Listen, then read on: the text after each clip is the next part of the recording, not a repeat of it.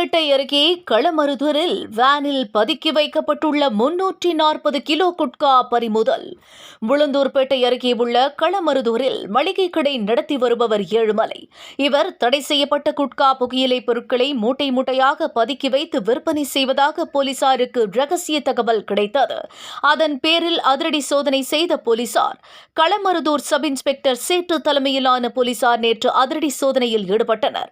அப்போது ஏழுமலைக்கு சொந்தமான குடோன், அங்கு நிறுத்தப்பட்டிருந்த இனோவா கார் மற்றும் மினி டெம்போ ஆகியவற்றில் போலீசார் அங்குலம் அங்குலமாக சோதனை நடத்தினார்கள். இந்த சோதனையின் போது கார் மற்றும் குடோனில் விற்பனைக்காக பதுக்கி வைக்கப்பட்டிருந்த 30க்கும் மேற்பட்ட மூட்டைகளில் குட்கா புகையிலை பொருட்களை போலீசார் கண்டுபிடித்து பறிமுதல் செய்தனர். மேலும் கடத்தலுக்கு பயன்படுத்தப்பட்ட இனோவா கார் மற்றும் மினி டெம்போ ஆகிய வாகனங்களும் பறிமுதல் செய்யப்பட்டன. கடைக்கு சீல் வைக்க நடவடிக்கை எடுத்தும் இதுகுறித்து களமருதூர் போலீசார் வழக்கு பதிவு செய்தும் மளிகை கடை உரிமையாளர் ஏழுமலையை பிடித்து தீவிர விசாரணையும் நடத்தி வருகின்றனர். மளிகை கடை குடோன் மற்றும் காரில் மூட்டை மூட்டையாக குட்கா பறிமுதல் செய்யப்பட்ட சம்பவம் அந்த பகுதியில் பெரும் பரபரப்பை ஏற்படுத்தியுள்ளது.